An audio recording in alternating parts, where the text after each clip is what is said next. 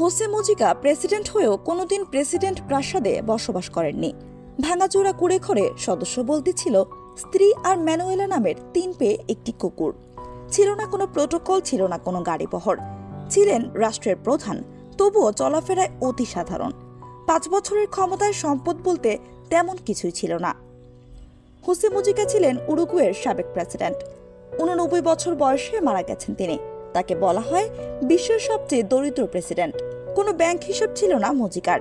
President হিসেবে বরাদ্দকৃত $12,500 মার্কিন বেতনের মাত্র 10% নিতেন, বাকিটা দান করে দিতেন। তার ভাষ্য ছিল, এর চেয়েও কম টাকায় উরুগুয়ের অনেক মানুষের জীবন চলে, আমার তো বেশ চলে যাচ্ছে। রাষ্ট্রপ্রধান হবার আগেও কৃষিকাজ করে জীবিকা নির্বাহ করেছেন। হবার পরেও স্ত্রীকে সঙ্গে নিয়ে চালিয়ে গেছেন কৃষিকাজ। নিজেকে রাষ্ট্রপতি বলার চেয়ে কৃষক বলতেই বেশি স্বাচ্ছন্দ্য বোধ করেন হোসে মুজিকা। পুরনো গাড়িটা নিজেই চালাতেন। রাষ্ট্রীয় প্রয়োজনে বিমানে চড়লেও কোনোদিন প্রথম শ্রেণীতে চড়েননি, চড়েছেন ইকোনমি ক্লাসে। যখন তাকে পৃথিবীর দরিদ্র প্রেসিডেন্ট বলে আখ্যায়িত করা হতো, তখন তিনি বলতেন, আমি গরিব নই, গরিব তারা যাদের আরো চাই। কিশোর বয়সে হোসে মুজিকা ছিলেন একজন টুপামারো গেরিলা, যারা ধনীর সম্পদ লুণ্ঠন করে গরিবের মাঝে বন্টন করত।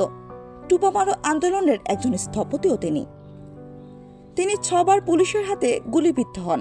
এর মধ্যে 1972 সালে তো প্রায় মরেই গিয়েছিলেন, কোনো মতে বেঁচে যান। গণমানুষের অধিকার আদায়ের উপহার স্বরূপ খেটেছেন 15 বছর জেল।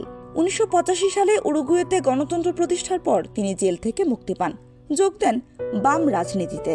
1994 সালে তিনি সিনেটর নির্বাচিত হন, 2005 সালে মন্ত্রী আর 2010-এ প্রেসিডেন্ট। 2010-এর নির্বাচনে পূর্বতন প্রেসিডেন্ট তাকে দলীয় মনোনয়ন দেননি।